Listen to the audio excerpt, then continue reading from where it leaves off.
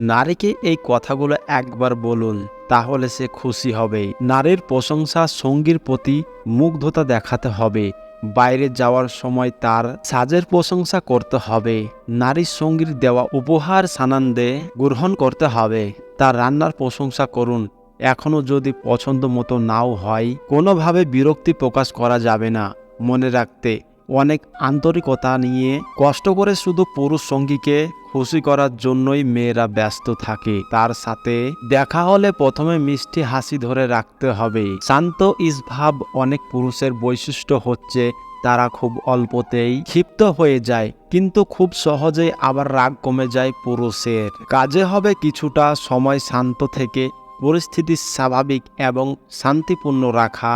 নারীরাও আজকাল রাগী আক্রমণাত্মক সঙ্গী পছন্দ করে না।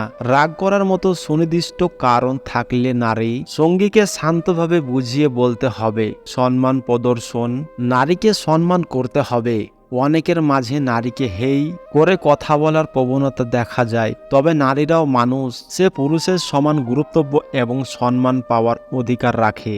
আপনার সঙ্গীর মনোযোগের কেন্দ্রবিন্দু হয়ে উঠবেন আপনি। তার চোখে চোখ রেখে কথা বলুন কিছুক্ষণের জন্য।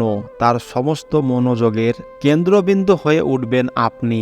তিনি চান কিংবা না চান আপনার কথা তাকে শুনতেই হবে গুরুত্ব সহকারে। আপনি কি ভাই খুব ফিটফাট গোছালো? প্রথমেই মাইনাজ কিছুটা গোছালো এলোমেলো ছেলে নাকি সুন্দরী মেয়েদের বেশি পছন্দ? তবে সাবধান, উদ্যত্তপূর্ণ কিংবা ছেড়ে ফাটা পোশাক বাদ দিন। ভালো পারফিউম ব্যবহার করুন, তাহলে আপনার সঙ্গীর মন পেতে পারেন। চোখই আপনাকে বলে দেবে হাসিটা সত্য না মিথ্যা। মুখে তো সকলেই হাসেন, কিন্তু সে আন্তরিক কিনা কিভাবে বুঝবেন? আন্তরিক হাসিতে ঝলমল করে ওঠে মানুষের চোখ, যা ক্রমিক হাসিতে হয় না। একটু লক্ষ্য করুন, নিজেই বুঝতে পারবেন। চোখের মনি জানিয়ে দেয় মানুষটি আগ্রহী কিনা। অনেক কথা বলেছেন আপনি, কিন্তু সামনের মানুষটি আগ্রহ নিয়ে শুনেছে কিনা কিভাবে বুঝবো?